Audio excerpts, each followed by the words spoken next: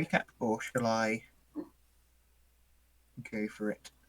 Let's see. Shit's fucked. Yeah, all right. So bringing us back in. No. Um, so to briefly summarize last session, you guys came back towards your lovely nightclub, the White Rose, to find that Otto, the Malkavian harpy, is kind of tapping his foot, waiting for you patiently. First to arrive were Oberon and Ophelia, who kind of made their way inside and brought with them Otto and asked, some questions about why he was there. Apparently, there was a ruckus that you had pretended to be surprised by, effectively, and not know much about. Quizzing him, he seemed to know that there was some form of mass murder and heavy masquerade breaches by someone who very much matched the description of Rogue. And he revealed to you that he had been called by whoever's domain these events took place in to sort it out, really. But he was there, as he had constantly reassured you, only in order to help mediate and make sure that this understanding could be cleaned up as quickly and as niftily as possible. And so you left him sort of inside. He went down to the kind of downstairs of the nightclub and started to mingle with folks, whilst eventually Lady Soroyan Grey and Rogue meandered in. Rogue went to hose himself down from all the blood and glass and gunshot wounds that were through his body, and put on a set of unripped jeans, I seem to recall, whilst the Lady Grey went upstairs, had a brief conversation with O&O, and then came back down to invite Otto up to a secure VIP room where the five of you collectively could have a little chat. In this chat, there was some discussion about what penalty there might be for whoever it was that would be deemed guilty by the Camarilla. Though it was kind of obvious to all involved that Rogue was that person, and Otto made comments about the Thin Bloods needing a real change to their reputation and this not being it, and the Camarilla therefore being perhaps more hungry for punishment or violence in their punishment as they might otherwise be. You instead, especially through the Lady Grey, managed to wrangle a deal where perhaps you could set up someone else as the fall guy, none other than the Diablerist who had been brought home by O&O and was sitting probably not but 10 meters away from you.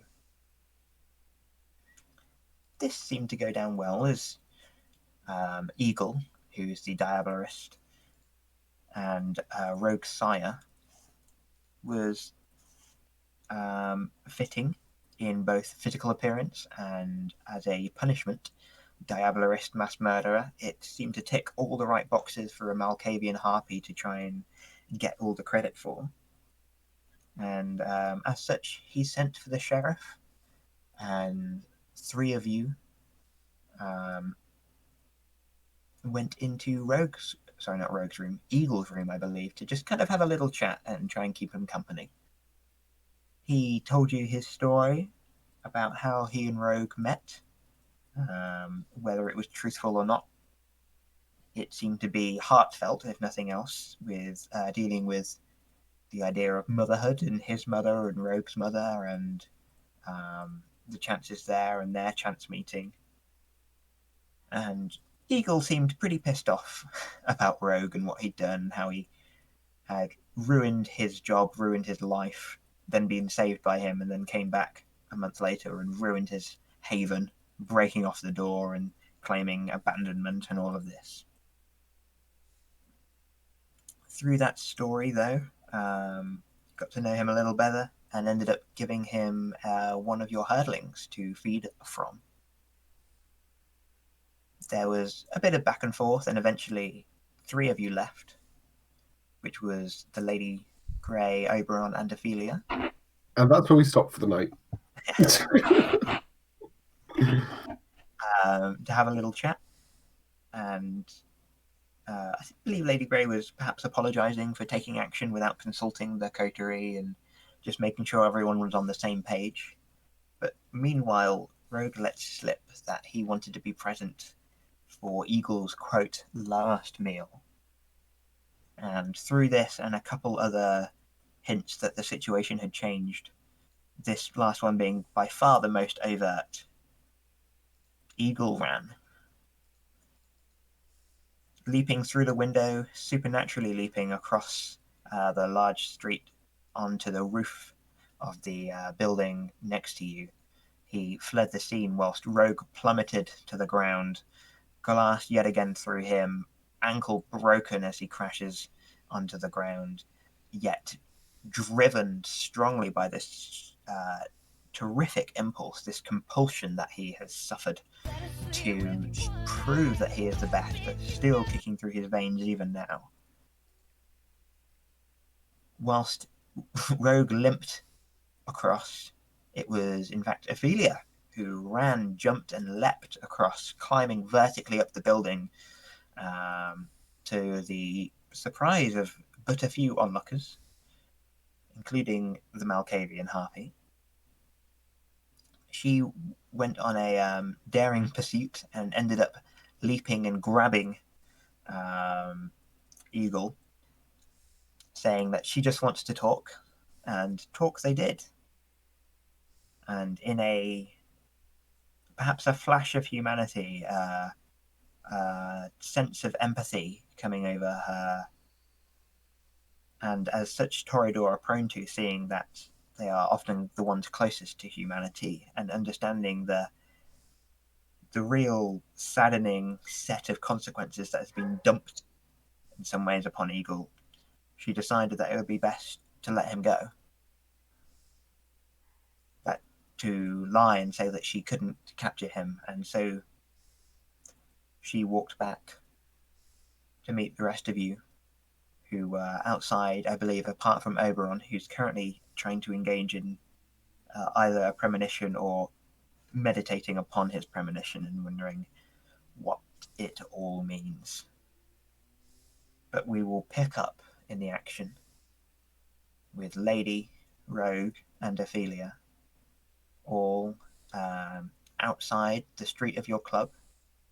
There's a line of folks waiting to be let in by the bouncer, and standing apart from them, the still in his suit, immaculately trimmed beard, Otto, the Malkavian Harpy, looking on at you from perhaps 10-15 meters away, politely far away, but close enough to perhaps hear that there is conversation and see lips move. What would you like to do?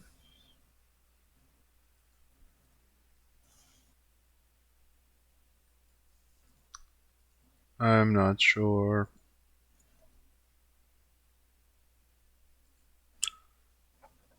I don't really. I just. Oberon is isolated now.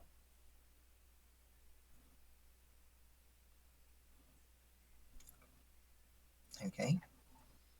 Well, Oberon, are you inside then? Are you in one of the are you in the private room, or are you looking out a window, or are you just keeping yourself to yourself in the private room?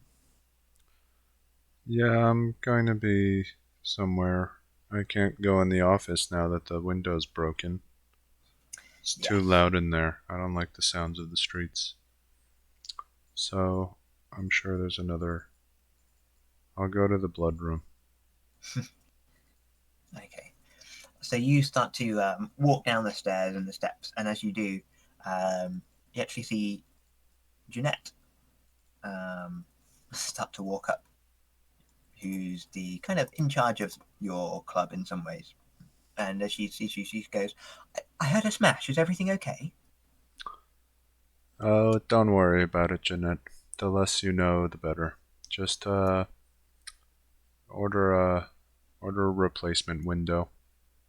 I'm sure the fenestrators, you know, look in the phone book. I don't know. Figure it out.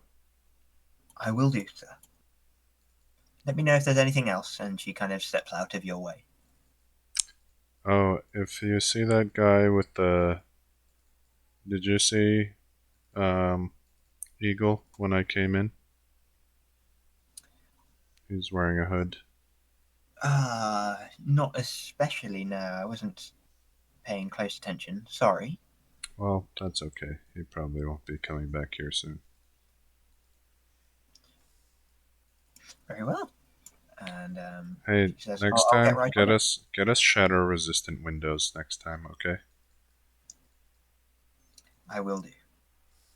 Good. Thank you very much. Right. I'll So you head proceed. down towards the blood room, staying out of people's way, and I imagine making your way as quickly and not necessarily quietly, but not engaging in conversation with people. Well, if there's someone who wants my attention, then I won't ignore them. Sure. Well, you are a popular and perhaps slightly famous person, and there are definitely people who would call out to you as you strode across the floor. I'll wave to them. Are any of them beautiful? Yes, yeah, definitely. Not all of them, but you and Ophelia have given instructions, definitely, that this should be a place of class. And as such, the people here tend to be comely in some regard. Um, and so there's an opportunity here to lose yourself instead from solitude, but in company, Mm-hmm. in uh, in your atmosphere, really, the one that you have cultivated, to try and let go, really, of what's just happened and perhaps give yourself time to process it or time to flee from it. I'll, um, if there's somebody, I feel like just getting rid of all my hunger. So I'd like to attempt to lure somebody with me into the blood room. Alrighty, yeah. Go ahead and make a manipulation plus persuasion, and then you've got a 2 dice bonus as well. Crap, I didn't Due to open my your sheet. beautiful nature, due to the fact that this is your club, due to the fact that um, you're a very desired person, but you're luring someone to a blood room, so it'll be a little difficult. So I've got a 2 dice bonus. Yep. You said manipulation and persuasion? Yes. Okay, I'm gonna roll 8 dice then and hope that I'm right. I have 4 successes. Excellent. Yeah. So you have really your pick of the litter, and end up taking quite a pleasant lady um, in a form fitting, I think is a polite way to say it, dress with some nice embroidery work all across the dress, and she seems relatively intelligent and is able to kind of do the parry and foist of the verbal um, flirting beforehand. Um, it doesn't take much to entice her downstairs with you, and you're free to go about your business in the blood room. I'll ask her, what's your name?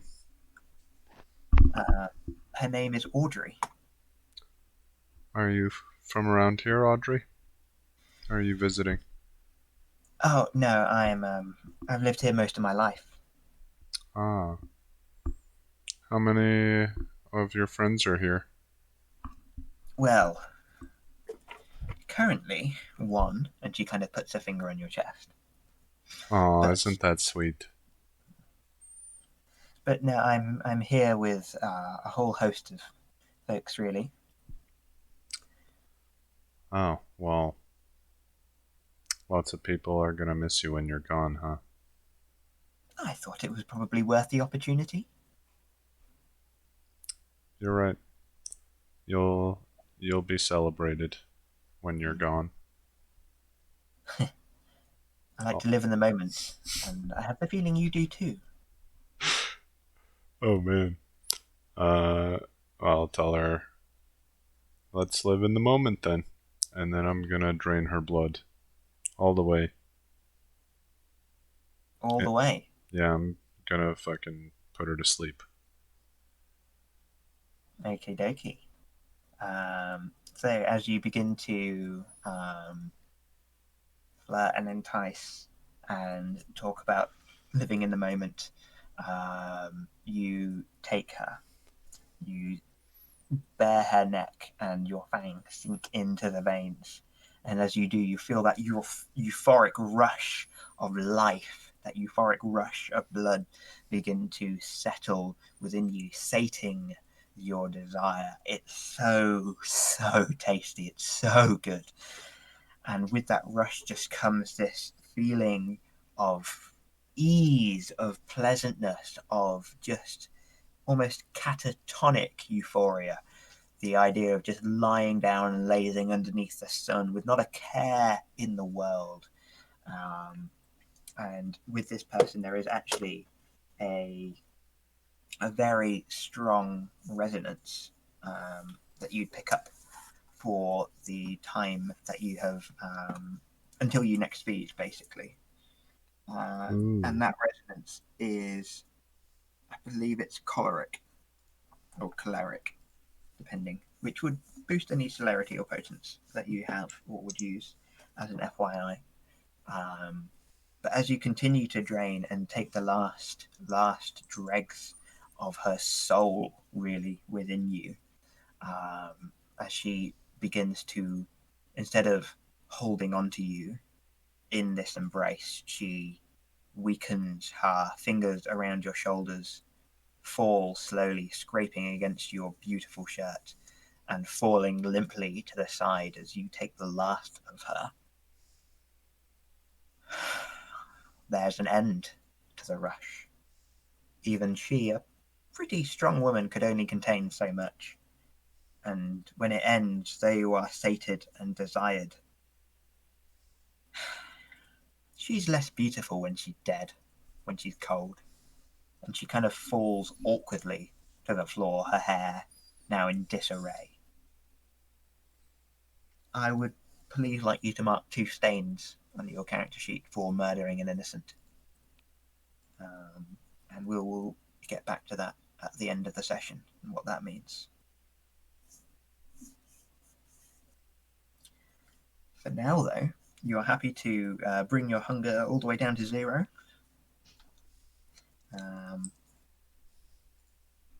And yeah, I believe that's I'll it for that little bit. I'll leave her body in the blood room, Mm-hmm.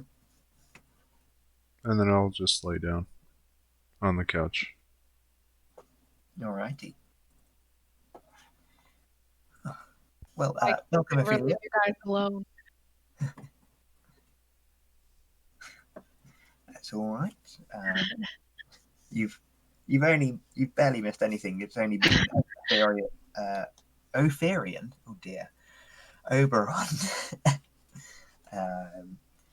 deciding that he needs to sate his hunger fully and properly, and murdering one of your consumers, one of your customers, one of your patrons, by taking them to the blood room and bleeding them dry. Goodness gracious. There are 3 of you currently outside in the dark, in the night, outside the White Rose. 10 meters away from you is the harpy Otto, who's looking at you and occasionally looking across the street, waiting for the arrival of either a runner or the sheriff himself. And the three of you haven't necessarily done anything since we started the session, but as a reminder, Rogue has a broken ankle. Some glass definitely through him, and a real compulsion to prove, despite all of that, that he is the best, he is superior. And so, with that, what would you guys like to do?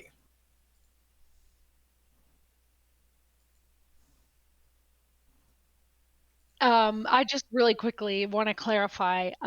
So last time I kind of talked to Otto and I told him that Eagle had kind of slipped our grasps, but we were going to deal with it. He kind of was like, don't think about running away. Yep. So he means that as like a overall solution to our problem, not that I shouldn't even leave the area. Or is it unclear? It was a mixture of both. Okay. But it's up to you how to interpret it, and up to you to defend how you interpret it as well. So, if you can justify it in either way, then that's up to you. But yes, he did warn you that running away was not a solution to your problem. Okay.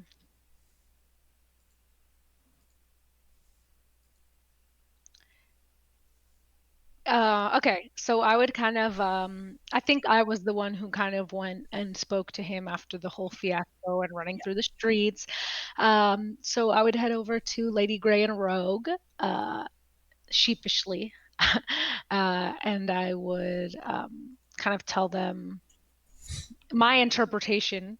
It's funny, Andre and I were talking about this. The way I interpreted what Otto said, not even being facetious, was that he just meant, you're not going to be able to run away from this problem. Not like don't even leave the area at all. So that's how I'm interpreting it. That's And fine. I'm going to kind of tell them, like, okay, we need to do something and it has to be fast because the sheriff's en route and we can't stop him. And I think that Rogue has a sparkle of an idea in his eye, so I kind of nod towards him and say, like, well. At that moment, Lady Grey will go, "Good. Whatever you have cooking up, I am going to go and speak to Otto myself, because I'm going to leave you deal with this mess, and I'm going to go to speak to Otto."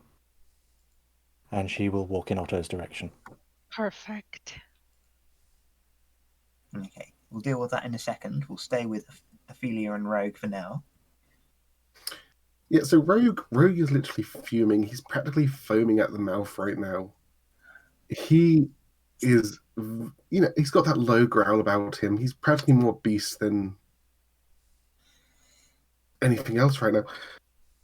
But he is trying to process the situation, even if it looks like it's a struggle for him to process words right now.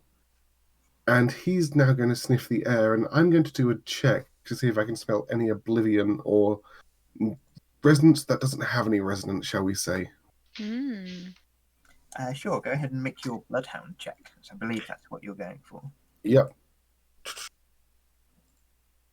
Okay, so that's 3, and I've got 2 of those. Ooh, 5? 5 successes. And so what were you looking for? I'm looking for no resonance that has no resonance, if that makes sense. Sure, you're looking for a blood that is tasteless, effectively. Yeah. Yeah. Okay. It's a very difficult thing to sense, because what you can smell is smell, if that makes sense. You don't smell the lack of scent from something. And so this is really beyond what that is asking for in some ways. But you rolled very well.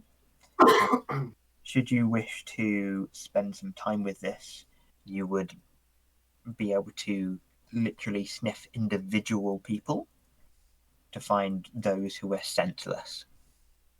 I don't think I have time to go looking for a sociopath. Yeah, there are people who are lining up at your club. There are people in shops nearby. There are people just walking on the street with headphones. But it has to be a case by case basis for this. Unfortunately, this isn't an area thing. Yeah. So We wouldn't have any blood bags, would we? Either. I must remember to get some blood bags if I survive this. I don't believe so. No one here's a bagger, so.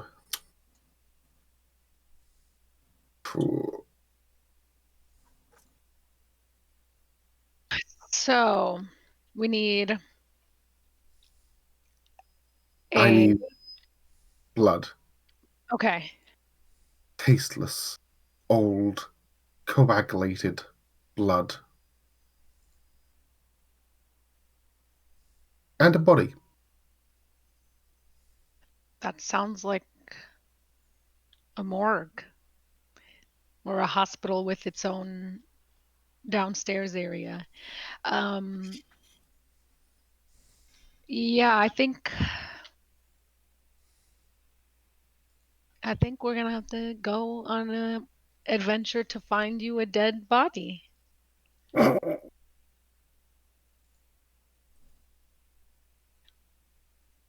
I'm going to quickly look. Excuse me, sorry. I'm going to quickly look to Lady Grey and Otto. Does Otto look distracted? I think that's an excellent opportunity to slide across. So, Lady Grey, how would you approach Otto? What's your modus operandi here? I think she has two goals in mind. Goal number one is to make some kind of attempt to perhaps fix things using a social angle, because that's what she does best. Mm-hmm. And goal number two, if goal number one is to fail, just to kind of keep him distracted for a while the kids behind her do whatever they need to do. All right. So, in a way, if she can get him inside, then that will be her ultimate goal. Okay. Are you wanting to abstract this to a role, or are you wanting to role play through it?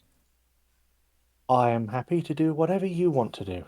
Sure. All right. We'll describe it. So Otto is waiting for you near the entrance to the club, and as you walk up towards him, he fiddles with something in his jacket pocket, straightens himself out, and walks over towards you and says, Lady Grey, I'm sorry to hear from Ophelia that what you have been attempting to do may have fallen through. As you know, this leaves both of us in an awkward predicament. It does indeed, and that is what I've come to speak to you about. I'm interested in speaking to you, coming to new agreements, coming to new arrangements, and finding out what we can do to fix this. Well, it is a large issue to fix. We seem to have the perfect solution before it flew out the window. Yes, I do so much hate it when an eagle flies out of its nest. So, what do you propose? You're in very hot water at the minute. Mine is simply tepid. That is why I come to you, because I require your aid. But it's a little bit cold out here, wouldn't you say? Why don't we slip back into the nightclub and chat inside? Yes, I think perhaps a private audience would be preferable for this sort of issue. Yes, indeed. There we can speak plainly, at least. Yes, I can have anything you want brought up to the VIP room if you do require anything. But yes, let us retire to the VIP room and in relative privacy so we can discuss things. Yeah, he gives you a bit of a condescending look, perhaps, at that. It's not necessarily an attempt at a bribe, but it's disdain for the fact that that's currently not important. You feel unlikely to perhaps distract him with anything like that, just so you know. Oh, that was just to make him feel, comfortable if he wanted anything. I'm just being a Yeah. gracious host. Yeah, he is on edge. He is, yeah. He is Charming. business right now. So yeah, to go back, Rogue, seeing how things have gone on.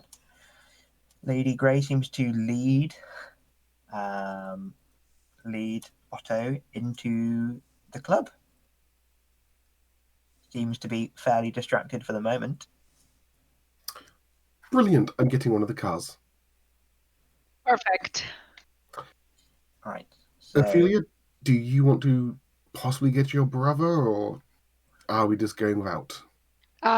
While you go and get the car, I would run up and just see if he wants to come with us. Uh, I'll see what's up with him. So yeah, go get the car and I'll meet you out front. You've got 2 minutes. Try to be Okay. quicker. So I would literally, barrel into the club, giving Otto and Lady Grey yeah, time to like actually get settled in, and go upstairs. I would he assume the door to like our room is. Oh, sorry. Go ahead. he is definitely not there. But as you're kind of walking up to the top room, you do see Jeanette, who's currently surveying the kind of bit of chaos that's within, and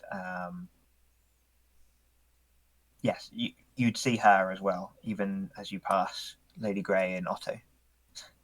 Cool. So I'll give her a little wave, and I'll say, Jeanette, where's Oberon? Oh, he was headed downstairs. Perhaps he's on the main floor. Do we have an intercom in the blood room? That is up to you. It was quite secure. Probably not then. Yeah, Okay. So yeah, I'll run down. Again, I have a little bit of a skip to my step. sure. Yeah, Um, if the door is closed, which I assume it would be, I might give it a little tepid knock, but open it basically as soon as I knock, yeah.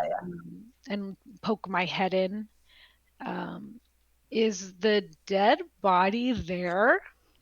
Yeah. As you open the door, the first thing you see are kind of feet on the ground, toes pointing up towards the ceiling. And as the door opens, it kind of pans across the body until you see sitting, kind of perhaps slouched, not looking himself in some way, is Oberon with his kind of feet on either side of the head in some ways, slouched on the couch. Oh Lord. Um, I would take a step back just very quickly and shoot off a quick text to Rogue and ask him if the dead body we're looking for has to look like him. And then I'll go back into the room and approach Oberon, slowly, stepping over and around the body. And I would give him a little poke in the shoulder and kind of like kneel down so that my head is level with his.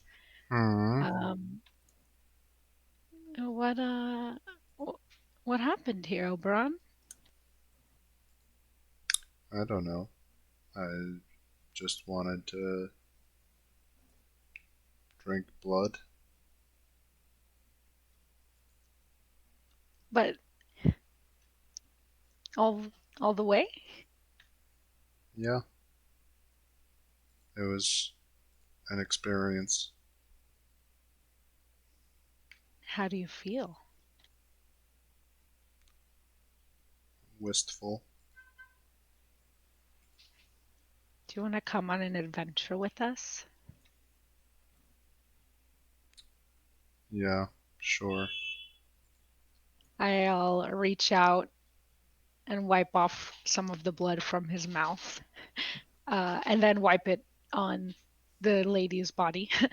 And then I will kind of grab Oberon's hand and lead him out of the room, All right. close the door behind us, and I'll tell Jeanette, if I pass her on the way out, that we need a special cleaning squad down. And I'll say, a special cleaning squad.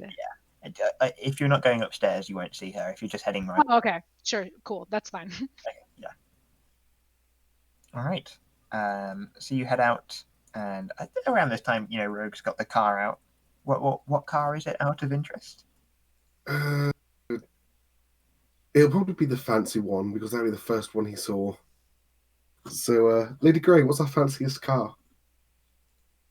Ooh, do we have an Aston Martin?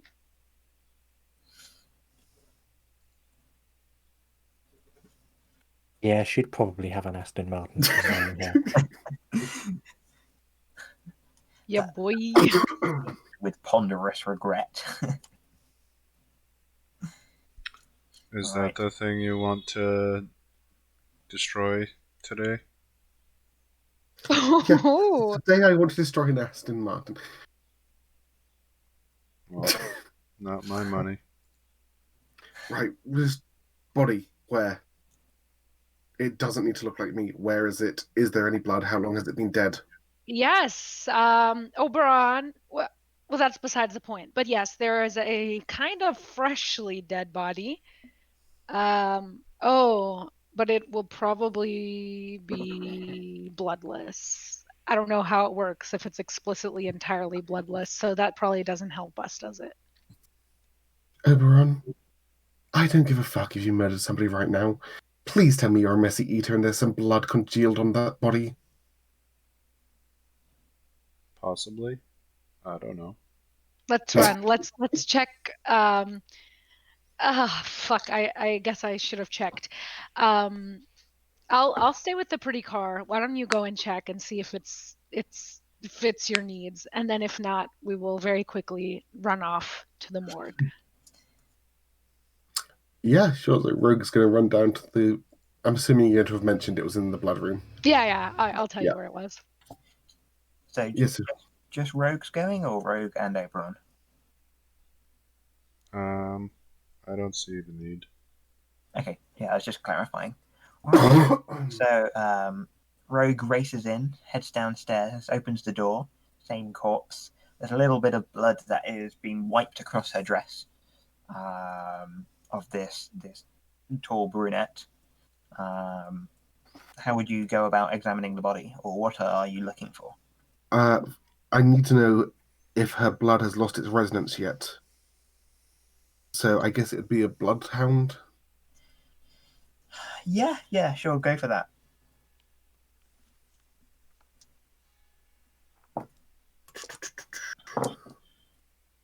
Two. Yeah. There's a tiny bit of blood that has something of a resonance on it. And that is literally all that has been wiped on the dress. I But just need a drop, so I'm going. Yeah. In fact, there's enough, basically, what you're saying, for at least a lick of blood. It doesn't need to slay any hunger. I just need a tiny bit of blood to activate the resonance I need, or the discipline I need. So to describe it for you, the blood that is there was the leftover blood on the outside of Oberon's lip that was then taken and smeared across some of his skin and some of Ophelia's skin. And then it's the blood that then came off from Ophelia's skin onto a dress that has since started to dry and coagulate and congeal. So I don't know if you have any special skills for getting this blood off and out of a material. I have a tongue and some teeth and Sure. some sucky powers. Okay. So if you want to attempt that, I have no idea what this roll is going to be. I will need to wait until any resemblance of a resonance has gone. So I will just be waiting a few minutes at a time and waiting for it to dull. The problem is, as you wait for the resonance to dull, the blood dries and loses its. Well, it will settle into the material. This is true. It's going to be difficult enough as it is. As there's a smear, as in it's not like there is drops of blood. There is a All right. Okay. New plan. Mhm. I'm going to do a text Ophelia. Mhm. I need you to bite someone, take a little bit of blood, spit it into a cup, and leave it for 15 minutes. Oh, I can do that because I have 2 hunger. Okay. I look at Oberon and I say, I guess maybe pause on that adventure. I'll be right back, or you can come with me. But I need to find somebody. I'm Go a on. little hungry too. Okay.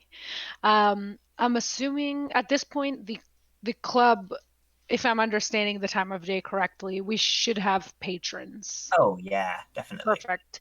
Okay, so I want to try and kill 2 bloods with 1 stone. 2 birds with 1 stone here. So in order, okay, I need. Sorry, which is the blood type that will get me the next level in Auspex? Let me check. I I believe phlegmatic is Auspex. You would be correct, phlegmatic. Can't you tell I play Finbloods? I actually meant celerity, sorry. That is sanguine. Choleric. You got me. Yeah. Okay, so I would like to do 1 bloodhound check to see if I can find any of that type of blood around. So what, I'm sorry, I feel like I should know this by now, but what is that roll? I remember we had to look it up last time because it's The different. bloodhound check. That is resolve and awareness. Perfect. Okay. So let me do that roll really quick.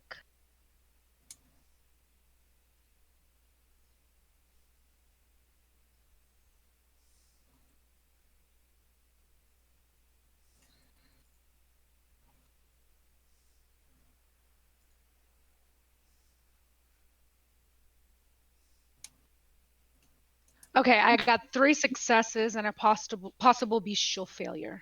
What is it with you guys and possible bestial failure? No, that's all good.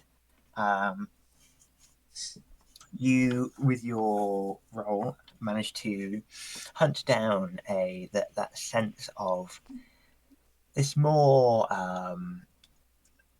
lusting power, or the lording of power and domination over others, and it's actually coming from your bouncer. There's a strong choleric resonance from him and his ability to deny and physically deny when people get angry. People coming into what he sees as his club, his area, and he's a big chap, like probably 6'3" or 4, wide shoulders, not necessarily heavily muscled, just heavy, black and completely bald with shades in a interesting kind of plain black t-shirt and a suit jacket over the top. Okay. All right, so I will approach him slowly, and kind of from. I'll attempt to orient myself so I can approach him from behind if possible. Yes, yeah. And I would reach out and give him a little tap on his shoulders. It would be my intention, which would be quite easy given how tall he is, to make myself look as small as possible. Yeah, yeah. Huddled into myself a little bit, eyes wide and big.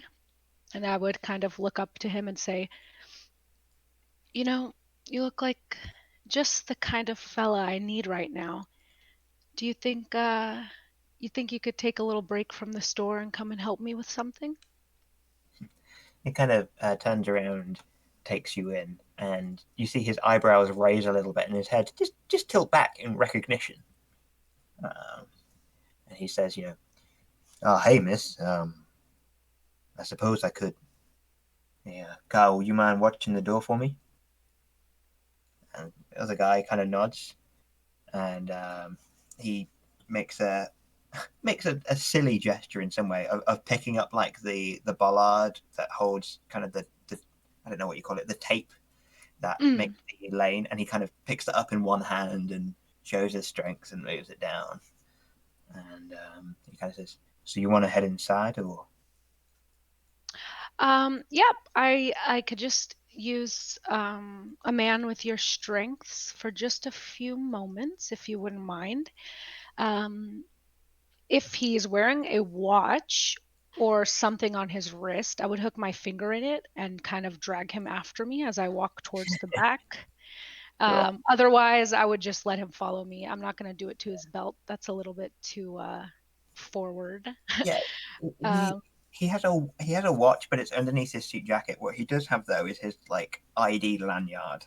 Perfect. Um, I would grab that and kind of tug on it a little so that he's trailing behind me and maybe even a little bit slumped. So that small making from before has kind of been reversed now, that he's following me and kind of in my grasp. And I would just kind of take him to a very back area, maybe in one of the hallways out of sight of the sure. customers. Mm-hmm. Um, and I would, let's, kind of gently push him against the wall, look left and right, and I would say, what's your name again? My name. Well, it depends what we're doing here. But he does have on his lanyard. It does also say his name, and his name is Finley. Sorry, did you say thinly or Finley? Sorry, yeah, Okay, Finley. okay. Finley. Yeah. So I would take a little bit of a deep breath and I'm gonna say, Finley, before we get started, why don't you confess a sin to me? Hmm. Now, miss, I work for you. I think it wouldn't be in my best interests to tell you things like that necessarily. What are you looking for here? It could be a little fun. Doesn't have to be so big and bad. He rolls his shoulders and kind of again looks around a little bit, sees that no one else is here, and says, "Miss, I'm in the wrong neighborhood, you could say, for doing this sort of stuff. You sure you want this?" Of course. I've uh, I've got no problem collecting secrets from you. And he kind of just puts like one large finger over your mouth, and then the other one takes you kind of by the throat.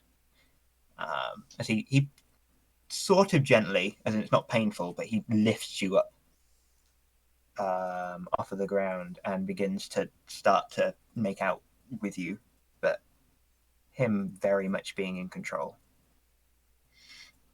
Now, do you? How often is this something that you would do that you would not be the one in control necessarily? Um, as a human, probably. Actually, I think that Ophelia is actually relatively sheltered, considering that I guess Kara really, but we grew up as child Mhm. stars, so I was probably often with chaperones and around other people in the industry. So I would say I am probably used to not being in control of my life, but not used to being out of control of my body, if that makes sense. Okay. Because you would be acutely aware of the warmth of his hands against your cold flesh as well. And I was wondering if Ophelia would remember about that and the difference and the alarm that might cause. I probably would not think about it, to be honest. Okay, so he kind of begins to kiss you before the kissing kind of stops, and he just goes, "Miss, you're awful cold." He kind of not drops you, but puts you back down. And says, "Are you all right?" Finley, that's actually exactly what I needed to talk to you about. I need to borrow some of your power, so to speak. I'm gonna need a little taste of you, and we can keep this our little secret. Um, but I'm gonna need I'm gonna need a little bit of your blood. Okay. Before you were saying that, he was starting to like unbuckle his belt, just so you're aware. All right. I'll kind of put my hand on his hands and say, first, you know, I get mine first, Finley. I'm going to have you make a persuasion check because he Okay. is definitely wanting to be in command here. Um, So manipulation and persuasion. charisma and persuasion. Okay, cool. Yeah, you're not manipulating him. You're literally trying to avoid. Yeah, you're trying to persuade him using your natural abilities rather than finagle him or. Uh, this is not great. 2 successes and a possible bestial failure. Why is it always okay? Do you want to use willpower? I did. You did. Yep. It was worse the first time. Okay. Um, unfortunately, that is still a failure. We were just looking for 3 successes. Yep. Wow. Let me consult. At this Oh, point, wait. Okay, is it possible? Sorry, is it possible to add I have awe. I have awe. Is it too late to have used that power? Probably, right? yes, you can use it Okay. in the future Oh, engine scene, yeah. but it will not be able to affect that role. I think is Makes sense. That's fair. there was absolutely time for that, but unfortunately not right now. Um, so with the bestial failure, you you hear his challenge, I suppose, to you and what he's doing as what you're saying is effectively falling on deaf ears, ears that are focused on something else, and his at this point what has turned from violence and bullying to also violence and lust. And I'm not going to describe it in excessive detail because I don't think that's useful. But he is kind of attempting to overpower you, and again, it's a bit awkward, but to make you his bitch Got effectively. it. Uh-huh. And like the belt buckle is undone, etc. Um, and if you want to physically resist and break the scene effectively from what it was, or you can kind of go along with it and attempt to change things halfway through. And again, if anyone's uncomfortable with this, we can just fade to black and abstract it to roles and move on. So please speak up if you're uncomfortable. I would just say that I'm quite a brawler, so I would actually try to resist and kind of show him, this isn't the game we're playing. Okay. That's good to know because the compulsion that you get as part of your bestial failure for this was going to be dominance. This challenge that he has put to you is almost insulting, perhaps. Yeah. Crowd Toreador would see. And so you really want to show him perhaps who's boss. So as long as you're not doing that, you're at a 2 dice penalty until you have succeeded this and proven your worth effectively. And perhaps even gloated over it, it suggests. Yeah, so then if he's kind of approaching me and trying to bodily grab me, I would definitely attempt to swiftly like dodge and or hit the sensitive bits. Yeah, okay. Go ahead and give me strength and brawl then, effectively. Okay. Or dex and brawl if you're trying to kind of... Oh, thank you. Oh, is that why you worded it with the kind of... Yeah. And Okay, that is 7 successes. I mean, there's a point in me rolling, but it's not much of one. Nope. Oh, Jesus. I got 1. Wow. Go for it. How do you want to do this sort of thing? Okay, so I would like to, as he's kind of like grasping for me to pull me closer or whatever he would do or turn me around, I would like to grab at his huge arm and use the weight of him to, as I like kind of almost dancing, go under his arm and flip behind him. Not like a flip, but like a little twirl. And Yeah. I would kind of grab his arm behind his back and up so that it was in a lock and his shoulders bending back, and then kick his knee, the back of his knee, so that he's on the ground. And then I would put my knee on his shoulder. And then, honestly, I think at this point I'm drinking.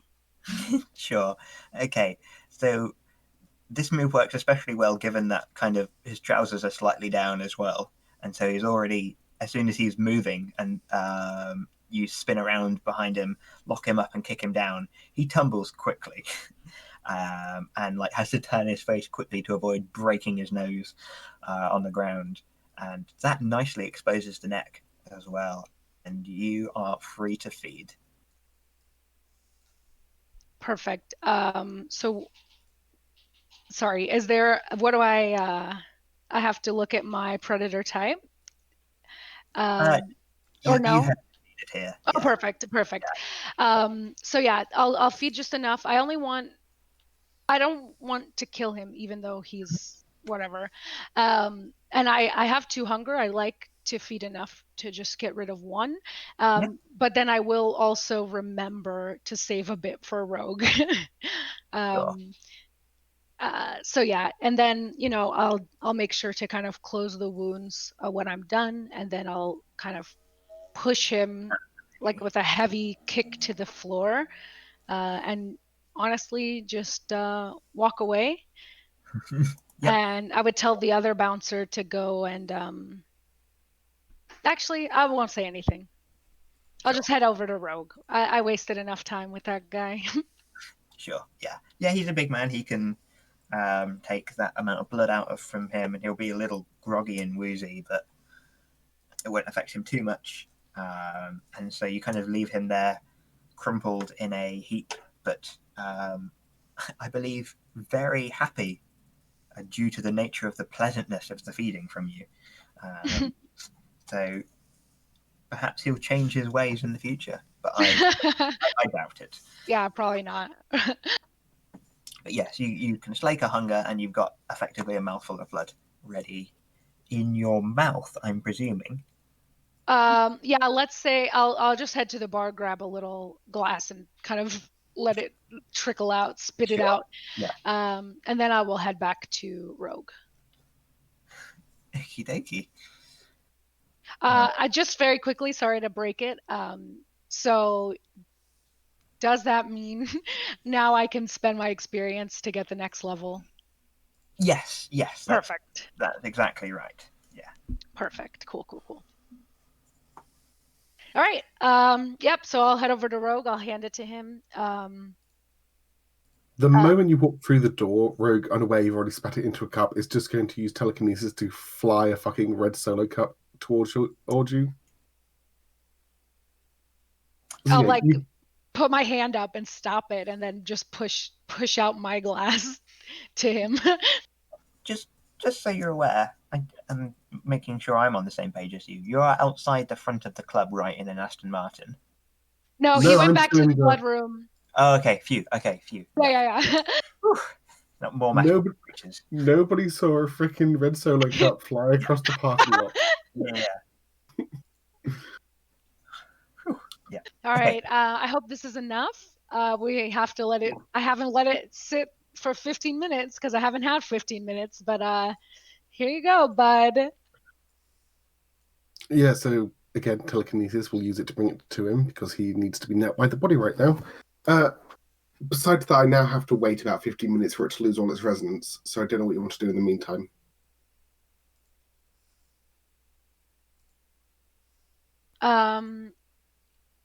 Maybe. Do we have an idea of how much longer we have until the sheriff is here? I don't believe do. Okay. It was coming. Also, telekinesis, rouse check or no? Yes, and I did one and I passed. Cool. Nice. Yeah, you're not sure. You could perhaps ask Otto, or if either of you knew where the sheriff lived, you would be able to estimate it. But I don't believe that's the case. Okay, I would probably head back out to Oberon because I would feel bad that I took him from the comfort of his post-feeding room outside and then left him. Real quickly, can we just cut to Rogue for 1 second? Sure. I need to find a makeshift stake. You want to find a makeshift stake? Want to make a stake? Yeah. Well, what would you like to make it out of? Anything that I can get my hands on. Yes. Traditionally, stakes are made out of wood. Yes. In the blood room, would you have wooden objects? I definitely think there's at least some wood furniture. Yeah, a chair or something would probably have wooden legs. Egg or a table leg or something like that. You are able to. With my strength, yeah. In terms of sharpening it and using it as an object, there are some rules for that. I mean, I just need to plunge it into the dead body. I don't know. Oh, sure, yeah. If you're plunging it into the already dead body, that's A-okay. Needs to look like, we staked a vampire, yay. And yeah, I'm just doing all this while I wait for the blood to lose its resonance. Okay. Yeah, just as a note, Ophelia, as well, as you walk back out to Oberon, you do kind of hear a couple people going, have you seen, where's Audrey? Anyone seen Audrey? And one of them kind of catches your attention as they stop in front of you, slightly blocking you a little bit as you just exit the room downstairs. And she goes, excuse me, miss, have you seen our friend down there called Audrey? Brown hair, quite tall, got a lovely embroidered dress on. She went down there, I think with one of the owners. Oh, I do remember that dress. It was so beautiful. If I recall, I saw her leave a couple minutes ago before I went down. She went past the bouncer who... actually, I don't see him by the door either. Oh. You think, I don't really know, but I just came from that room. She's not down there. You think she could have... I'm sure we'll find her at some point. She's just not answering her phone, so we're a bit worried. Sometime, yeah. I'll keep a lookout. I explicitly remember that dress because I was almost going to ask her where she got it, but she seemed a little preoccupied when she was walking upstairs and we passed each other, so I just forgot about it. But yeah, I'll keep an eye out. Are you guys going to be staying longer? Oh yeah, we're here for the long haul, in some ways. Perfect. So yeah, I'll keep an eye out and let her know people are looking for her if I see her. Thank you. And yeah, she leaves as well. I'll go to the bar and tell a bartender to give them a round on the house. Sure. Okay. Yeah, you are thanked with the raise of glasses. And then you heading out to Oberon? Yep. Alrighty. Is there anything you particularly want to do or say, or? Not actively, unless Oberon has something. We can see what Otto and Lady Grey are doing, or go back to Rogue, because I don't actively have anything. Are you going to do anything then, Oberon? No. Cool. All right. Well, we'll jump back with Lady Grey then. So, last we saw you two, you had headed up the stairs of the club towards the private room where, really only half an hour ago, you sat with Otto. But a lot has changed since then, and a lot perhaps needs explaining. As again, he sits down opposite from you, and very overtly takes out his tape recorder, um, just to prove that he's not recording anything effectively. And as he sits down and recenters himself, gazes over the left-hand side of your shoulder before he sharply raises his chin in the other direction and cracks his neck. You hear the bones. It almost sounds like they splinter rather than crack. And as he resettles himself, he's in a much more overbearing or intense, leaning forward towards you, eyes wide open, perhaps a more aggressive stance as he's sitting, just so you're aware. It's almost like he's changed personality.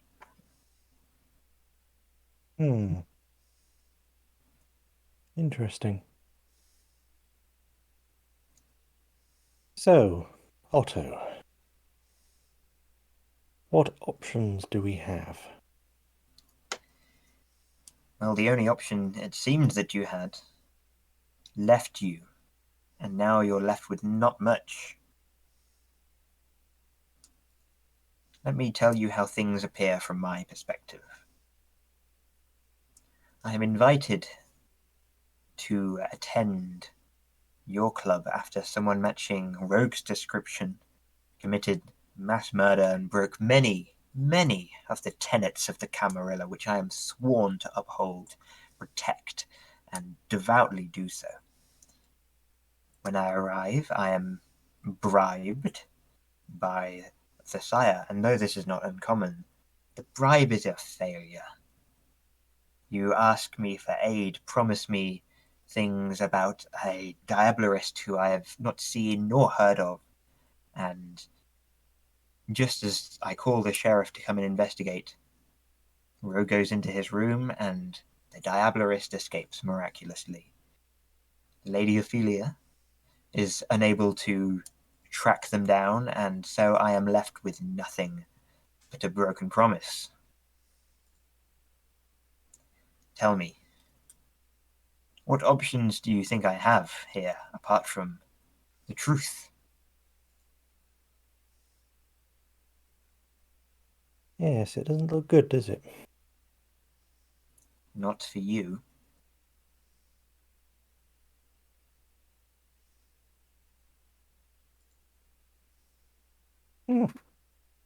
Well, if you would perhaps excuse me for a little while, I'm just going to nip away and see how my associates are doing. I would elect to come with you. Would you? I would.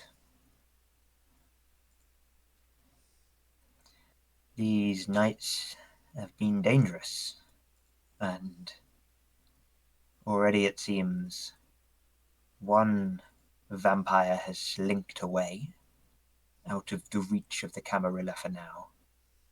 I would see it as a betrayal of my duties if I was to allow more. It would be good for you to stay in sight. Fine.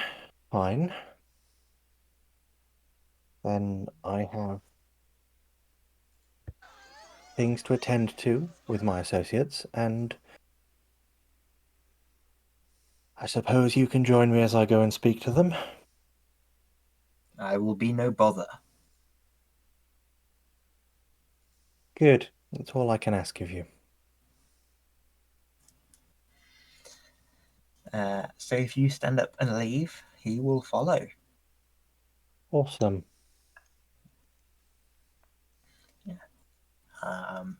If you were to go back down to the main area, you would see Ophelia just heading out after buying some people a round of drinks after emerging from the blood room.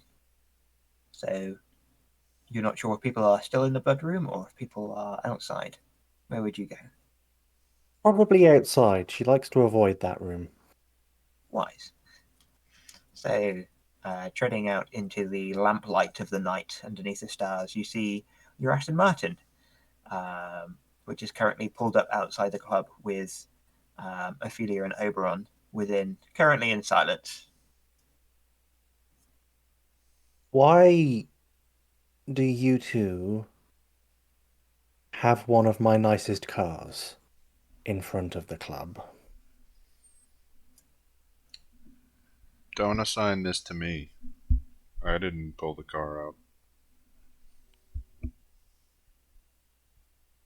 Okay, let me change my question. Why has Rogue pulled one of my cars, one of my nicer cars, in front of the club? He said he wanted Honestly, to destroy it. I shoot Oberon a look. It's just a beautiful car, and it was the one that caught his eye. But as you can see, we didn't even go anywhere. Good. Good.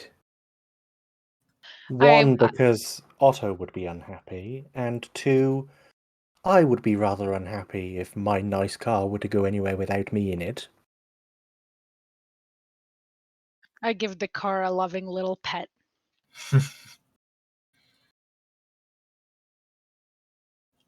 Anyway, Are you looking for Rogue? well, I just wanted to catch up and find out what was going on.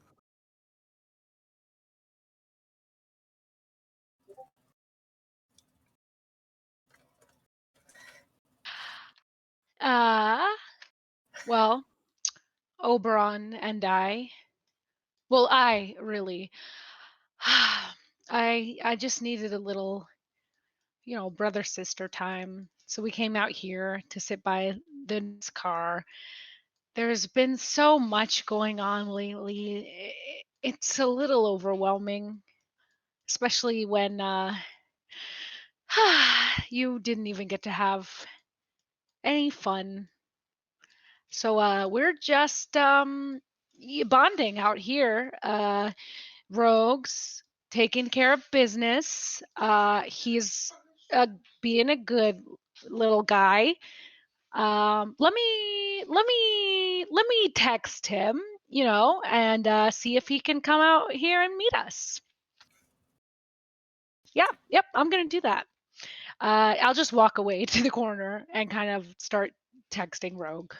Okay, as you pull out your phone, you get not quite a death glare, but shot some severe daggers by Otto, and this is definitely a change in character from him. He was much more amenable and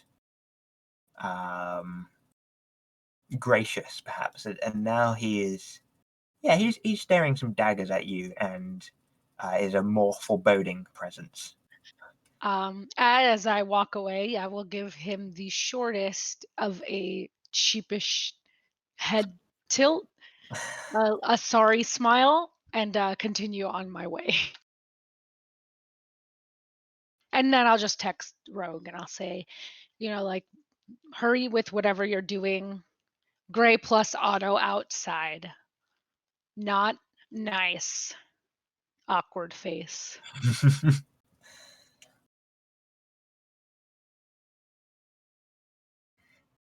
Right, are we cutting back to me then? I think so. Okay. Well, Rogue has since undressed the body completely. We can't have any remnants of her clothes, and then dressed her in one of Rogue's own outfits. While this is all happening while I wait for the blood resonance. Has the blood resonance gone yet? It's not been 15 minutes, so no, Okay, so not yet. been like 5, if that. If that, lovely. These are the longest 15 minutes of my life. Of my unlife. He will look at the text and just reply, bring them down. Because, yeah, he's going to have to explain this to them and have Otto make a deal with him in order to survive this. So, yeah, it's blunt. There's no frown or anything. It's just bring them down. While Okay. he continues to, sort the situation out himself. Or try to. All right. Okay, so yeah, I will approach the group again. Mhm. Before approaching, I will definitely put the phone away. And maybe with a little bit of a little facetious, I'll do like a little curtsy and I'll say, Rogue, we'll see you now. And then I'll let out an awkward laugh and I'll say, just kidding. But really, if you would just come with me, we'll catch you all up to speed. And yeah, we're in a great place, you guys. Yeah, so flat-lipped, unyielding face of Otto Unblinking will follow you. Really like a dead man walking. There's that much expression.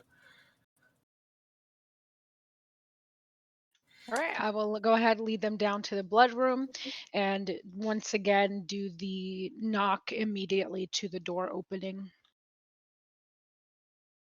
All right. And kind of wave everybody in like a doorman. Mm-hmm. So,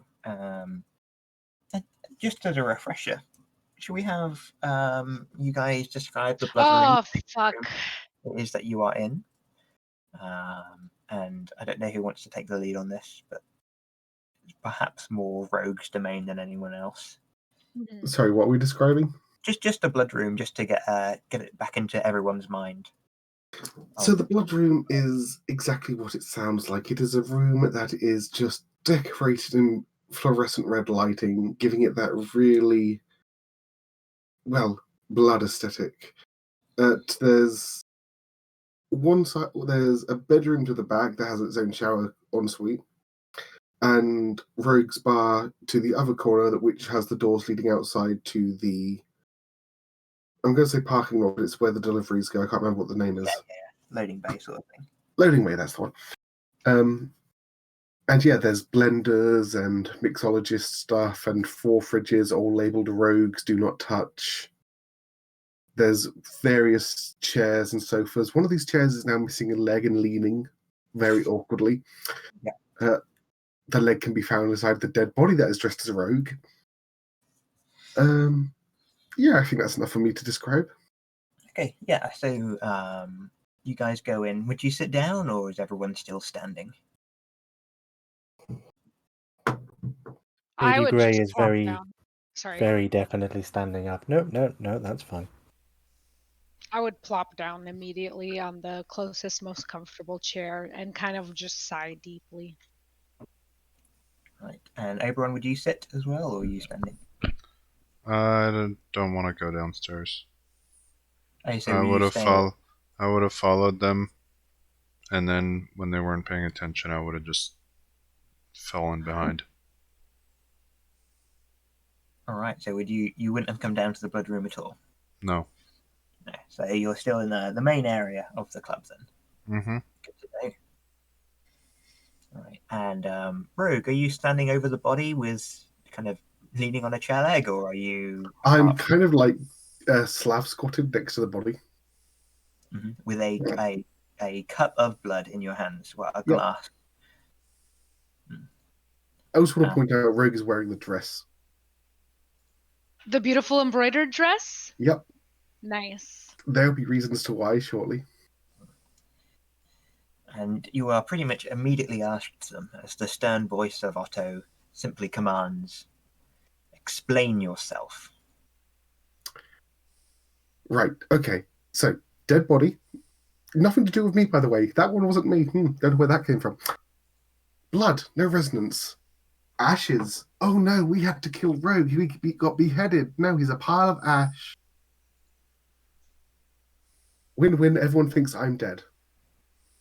But I know you're a man who likes boons, and so to not rat me out and because my life is on the line, I'm willing to propose a life boon. I fucking hate that I'm going to do that. The smile becomes even more thin-lipped as he stares across at you. And in his eyes you see calculations. There's a long silence.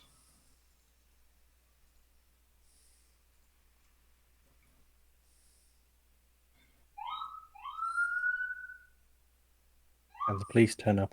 Yeah. Oh, I'm sorry.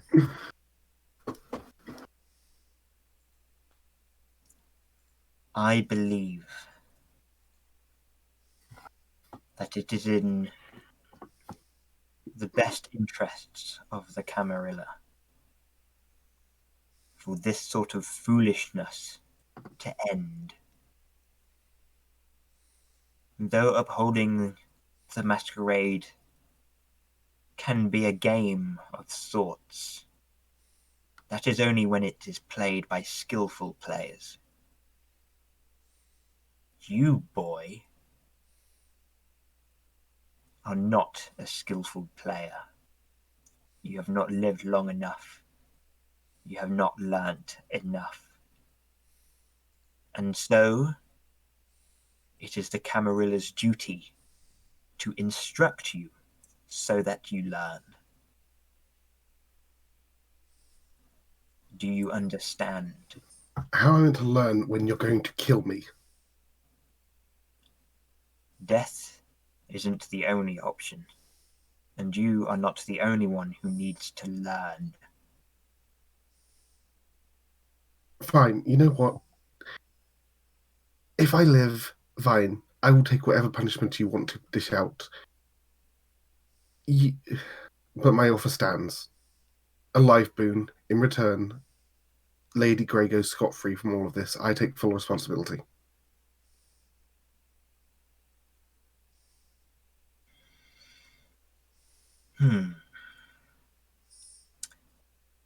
Come with me through there. And he starts to walk past you into your bedroom. Oh, great, I didn't clean. Yeah, I'm going to follow. All right. As he walks in, he kind of surveys the area and puts his hands on your shoulders and moves you to sit on the bed. Mm-hmm. Let that happen. The door isn't closed, but you are somewhat out of sight of the rest of the catering.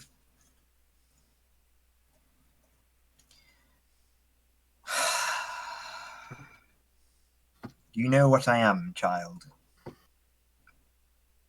I know you carry a title, but I have never been to an Elysium, so no, I don't know the formalities. Do you know what I am? My clan.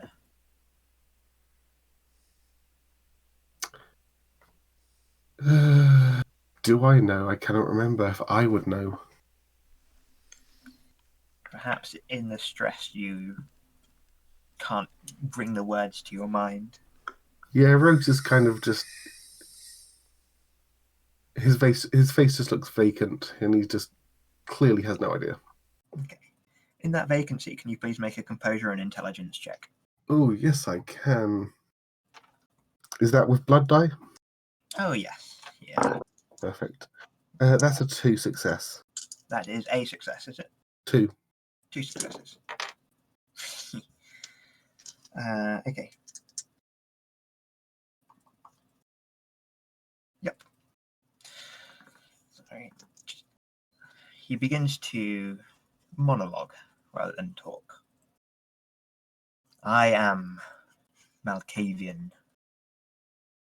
I am the clan of lunatics, some call us, but also the clan of seers. We believe that there is something out there that dictates and directs us, some great field that we can tap into. We do that in many ways. By exposing ourselves, by analyzing, by becoming addicts or fanatics. My particular perversion, though, is in insanity. Insanity of personality. Insanity is a drug that is addicting in and of itself, but also deadly and dangerous. Tell me, can you feel beyond your body? Can you stretch out and experience unreal things? And as you do so, as these words hit you, you begin to feel perhaps unmoored from reality, as if what was tying you to your body begins to weaken, and instead, as he's speaking these normal words and just having a conversation with you, instead, you begin to see other things. Dead bodies,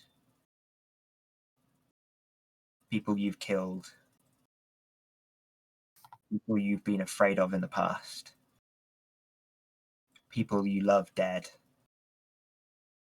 And some of these images aren't real and some of them are, but they're not flashes or blinks. They are like you are seeing double, but one is reality and one is not. And as he continues to speak, can you make another composure and intelligence check? Of course. You've also lost 2 willpower. Ooh, that's a 4 this time. I've lost how much willpower? 4 willpower. Hey guys, I'm out of willpower. So you're going to take some not superficial willpower damage, but aggravated then. Yeah. When you run over that. You got 4 successes. Okay. Yeah. As he kind of has asked his question, he is studying you somewhat, and he places his thumbs on your temple, and the rest of his hand go kind of behind your head, digging really into your hair, and not crushing, but applying some pressure. And he says, "Listen to me, child, and listen well. If it is truly a life boon you offer, if it is truly anything to keep your mother, as you see her, safe, are you sure that you wish to go this far? Are you sure you wish to be enslaved to a drug you will never escape? Is it perhaps not easier to simply die, to cease? Perhaps it is a mercy compared to what this can do for you."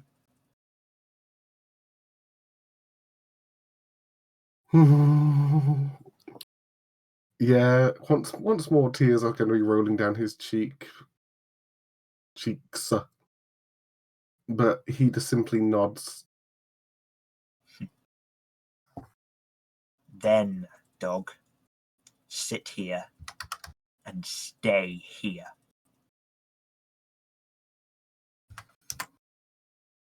Yep, he's cross-legged, not moving.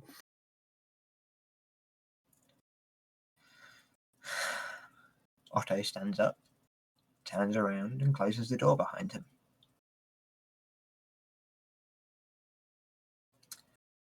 Where is your brother, Ophelia?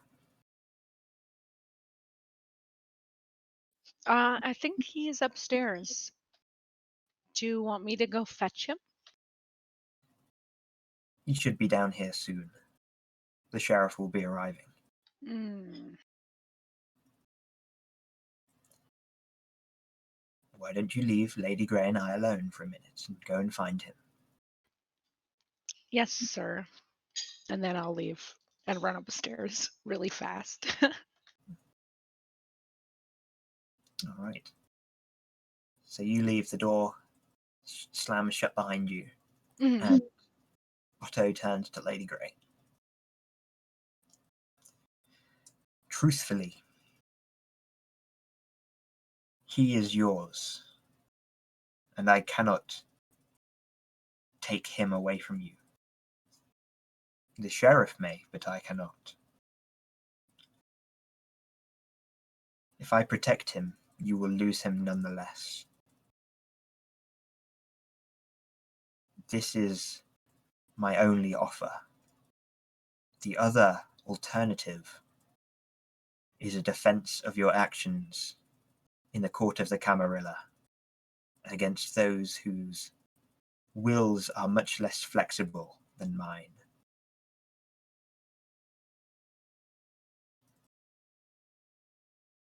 It sounds like in this situation, what you are offering to defend him will be the best option.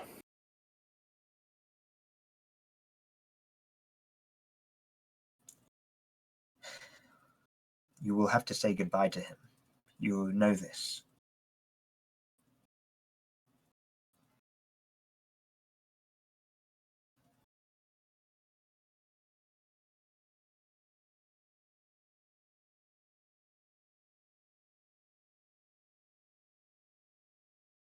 That is not something that I will do lightly.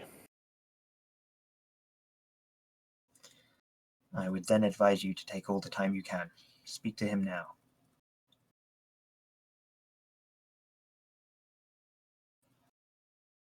You would excuse me, Otto? As you say, I have something to do.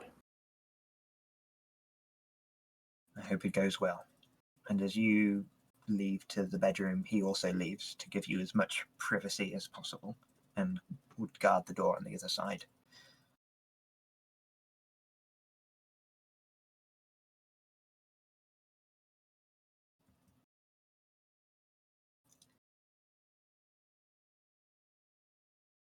Thorn.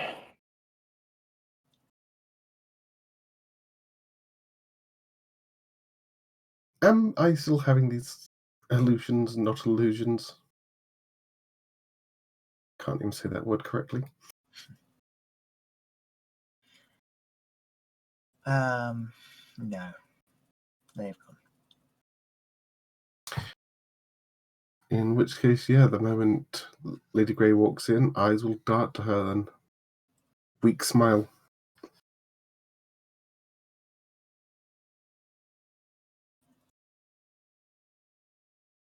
Oh. It sounds like you and Otto come to some kind of arrangement.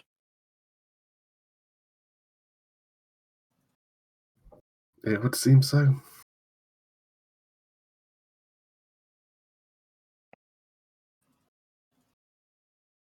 What has he said?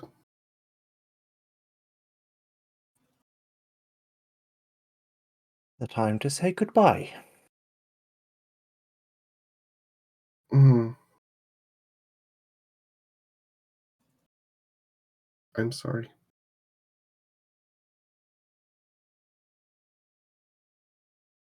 It would appear that I have failed you. So if anyone is to be sorry, it is me.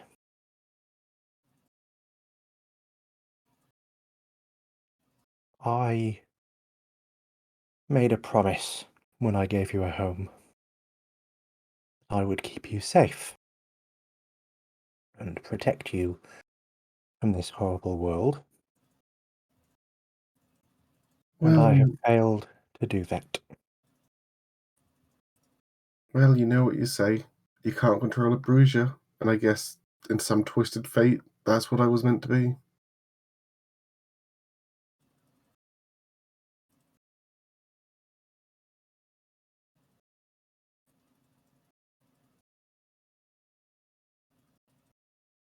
I have no idea what your future entails for you, little one.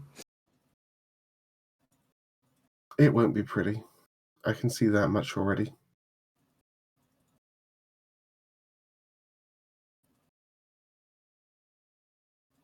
Are you going to be okay with Tweedledee and Tweedledum?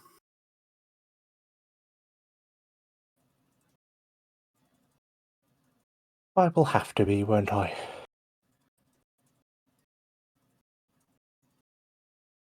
I have a nightclub to keep running and money to keep flowing, and appearances to maintain.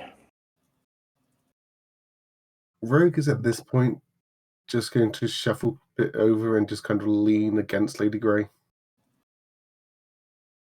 And she will put an arm around you.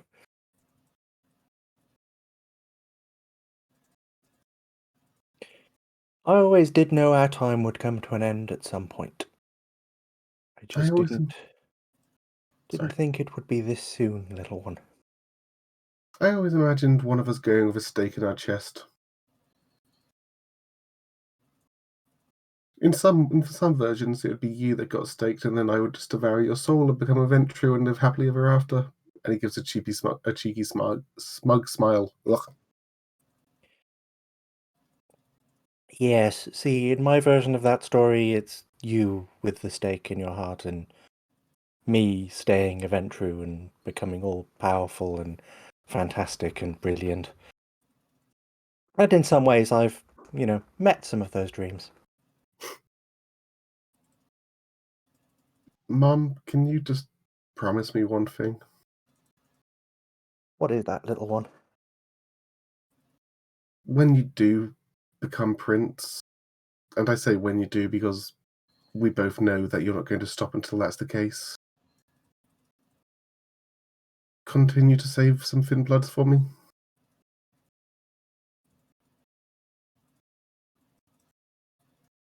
If any good has come out of the last few years, I have seen that you have promise.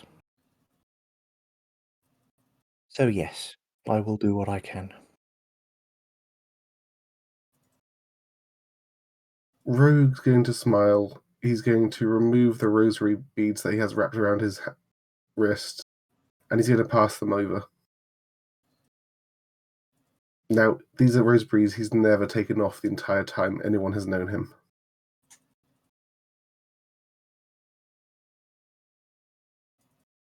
Thank you, little one. I think I should probably leave you be. Yeah, before these tears get any worse. We don't need any more masquerade breaches.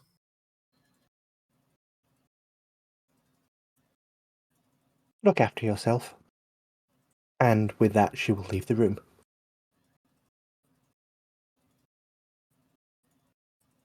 Okay. The door opens and Lady Grey leaves, stepping into the blood room, surrounded by boxes from Rogue, all with "Don't touch" written across them, a broken chair leg, memorabilia, his tinkering equipment, glass cages, flasks, all dripping with memory.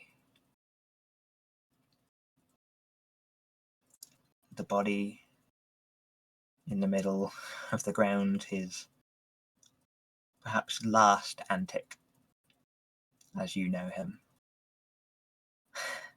The unsightly sight of woman wearing his ripped jeans with a chair leg through her heart. And whether the sight brings a chuckle or sadness or some mixture thereof,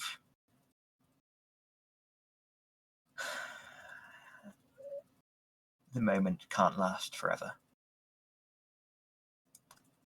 As Oberon and Ophelia, who I imagine have reconvened, have come back to the Blood Room and are let in by Otto. Following them is Otto himself, and following him is the Sheriff of Broadmouth and 2 flunkies.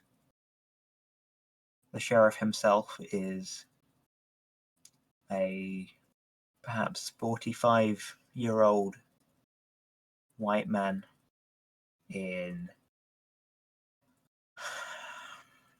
really formal wear, something you'd go to a formal office with, nothing outlandish, nothing beautiful, nothing striking. Grey, faded, slightly tattered, with room to maneuver. An open shirt. A grizzled man, looking perhaps more like a veteran than an office worker. As he takes in the sight, he looks to Otto and says, "You called me here to deal with a diablerist. I see a body before me. Can you confirm that this is the one?" Otto nods. "Yes, we got her. She's here. Exsanguinated, I believe. It's part of the punishment that one will face for truly breaking one of the tenets of the Camarilla, but I believe I will punish him according to our laws." The sheriff nods, scratches some of the grey fluff underneath his chin, and says, "Well, Otto, we've dealt together long enough. I'm sure you can handle it. I'll take the body. You can take the lick. As for the rest of you, be careful what secrets you harbour in a place like this. Misstepping, as you have seen, can be fatal. I hope this lesson isn't falling on deaf ears. Michael, take it." And one of his flunkies goes and just grabs the body by the ankle and starts to lead them out the back entrance. With a kind of cursory glance around and a nod, the sheriff follows. At this point, Otto calls out Rogue's name. "Rogue, come out here." Like a trained dog, suddenly Rogue will come out. "Ophelia, Oberon, you may not be aware, but Rogue will be leaving you for a time. Perhaps permanently. He needs to atone." Glances at his watch. "I'll give you 5 minutes to say goodbye. You shouldn't need longer than that."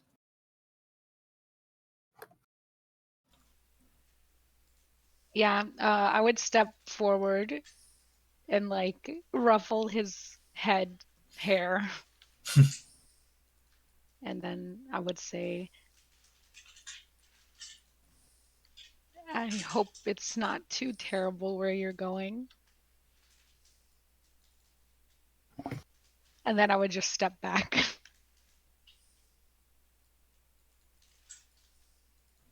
Yeah, he's just gonna give a half smile. Do you have any last wishes? I wish Eagle was dead. I wish I never let the beast win. I wish 15 minutes would have gone by faster so I could have just faked my own death with that blood. But no. This is simply how it's going to be, and it's going to keep more of us safe. How noble. Maybe Mom has been wearing off on me.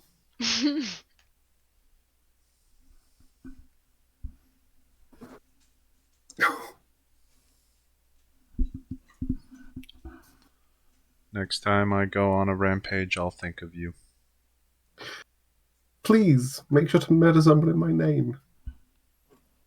Or not my name. Let's keep my name out of the rampages. We'll just choose acceptable targets. You know, Yeah. not like a church. Ay.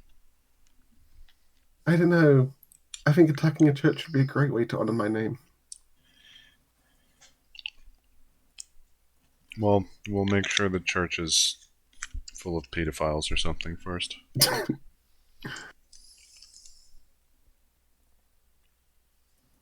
That is time. Sorry. That's his little alarm on his watch going off. I'll give a little wave as you get ushered away. Well, first, Otto turns to you, Rogue, looks you up and down, and says, "Get dressed. Get out of that. Take the dress off." Yeah, Rogue will literally just skedaddle into his room and get dressed properly. No.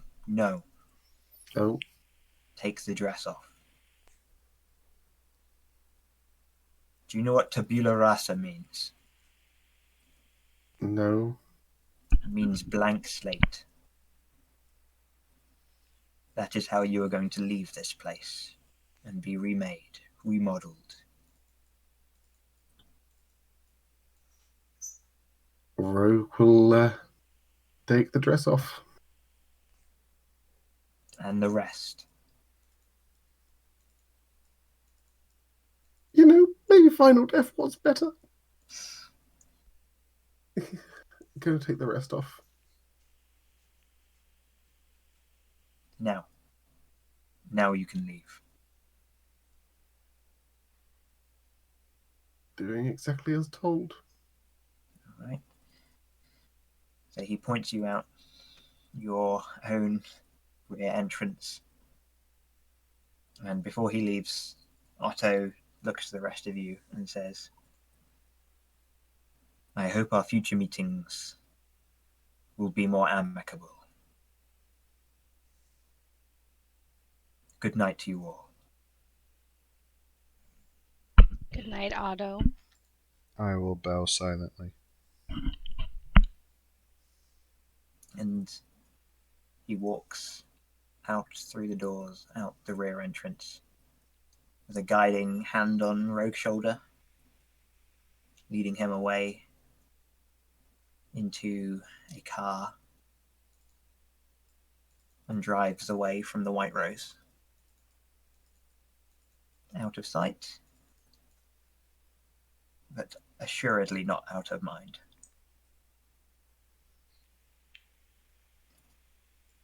And then there were three.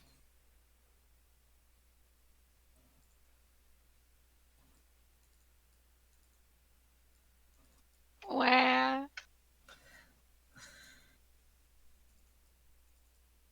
I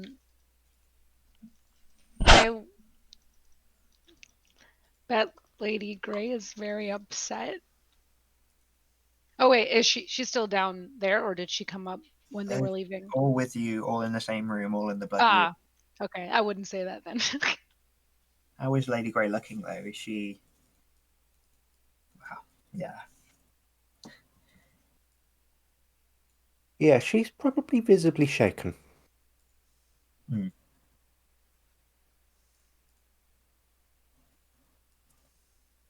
So the question is, do people want to play on? Do we want a little break? Or should we leave it there for the evening? I request we leave it there for the evening.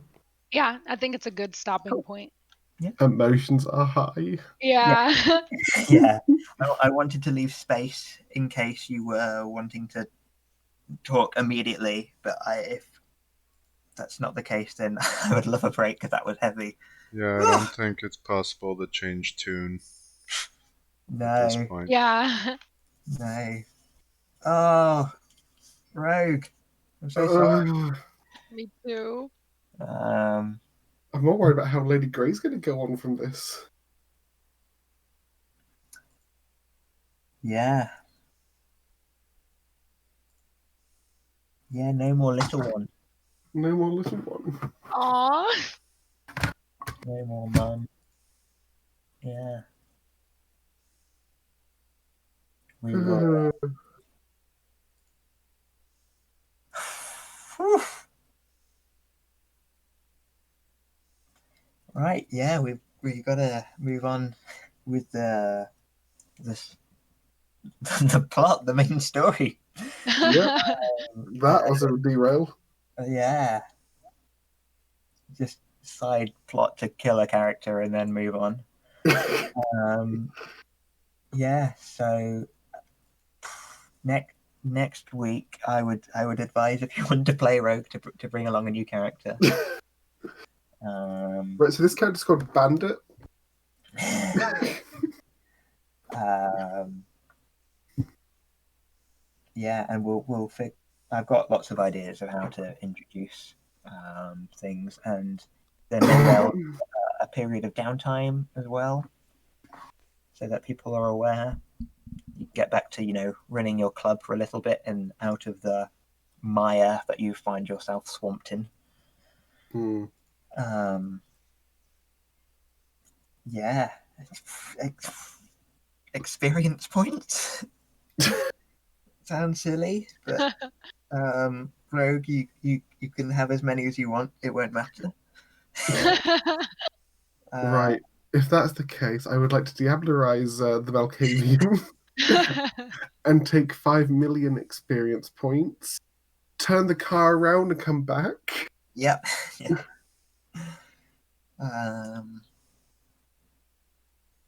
Yeah. I think it is a safe nomination then for Lady Grey. I usually don't actually butt in here. Agreed. But that was What an emotional farewell. a consultation prize. You lost your son next week. There's an experience point. Hopefully that will replace your missing child. Oh. Yeah. Rip. Rip. Well, that was fun. I don't believe I've ever really killed a vampire character before, and I still haven't quite, but that was Yeah. about as much as you could get. I was going to say, not dead, thank you very much. Just misplaced. Yeah, I hope that wasn't too harsh. And I hope that you did feel there was an option to continue the diplomacy route before the court of the Camarilla, but at the point that the sheriff's involved, it gets harder. Yep.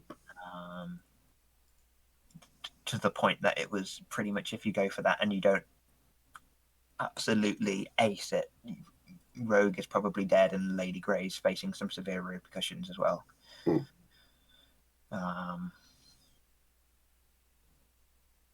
Yeah. Sorry. I feel really bad. No. I feel really bad. I let Eagle go. I know, yeah. It's the cost of humanity of not being a cold calculating bitch. Like so many people learn to be in vampiric society, unfortunately. Well, I guess time to change nickname to Dead. There we go.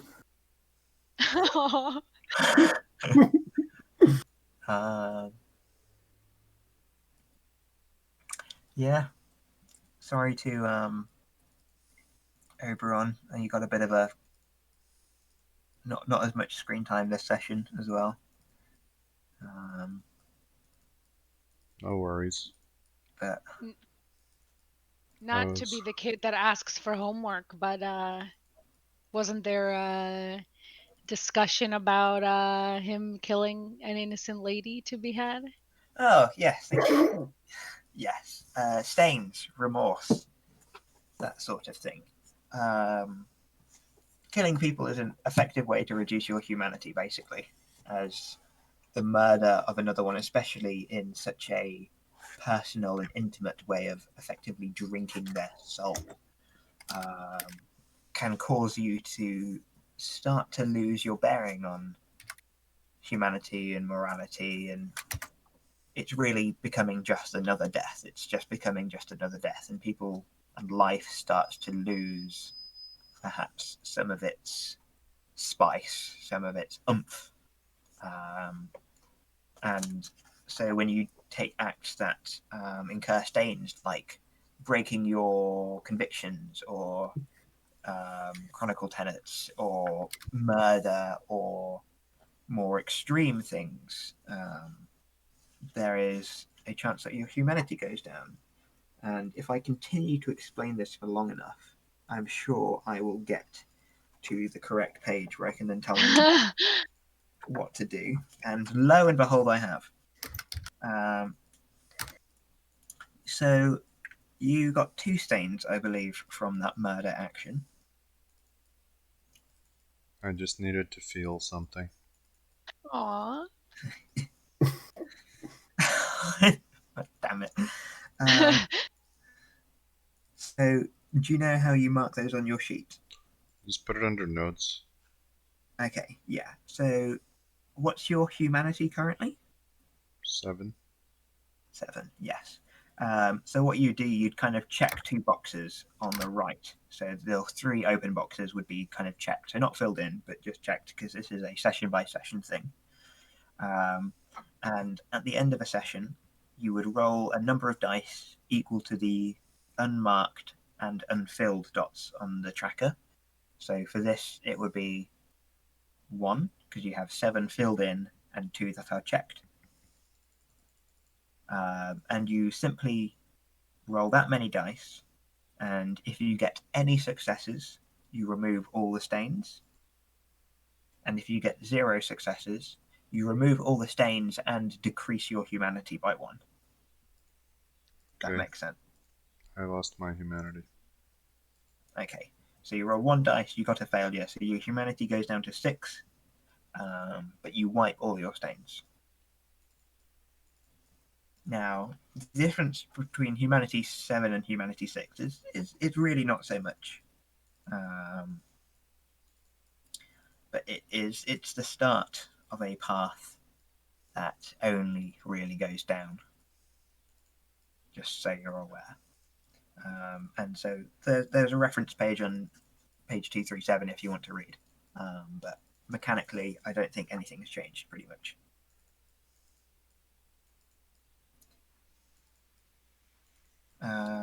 Yes, but Don't you go roguing out on me. Yeah.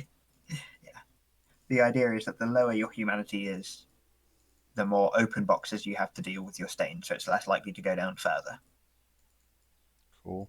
For instance, if you did the exact same thing next session and killed someone and got 2 stains, you'd roll 2 dice. You'd be twice as likely to succeed.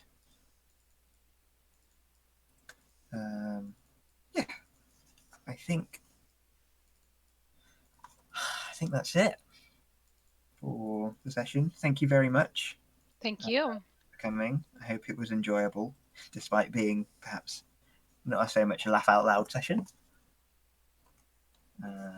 And my aim at the minute, just to provide expectations, is that there will be a period of downtime, perhaps a couple of weeks or so, before we get back into the story moving forward.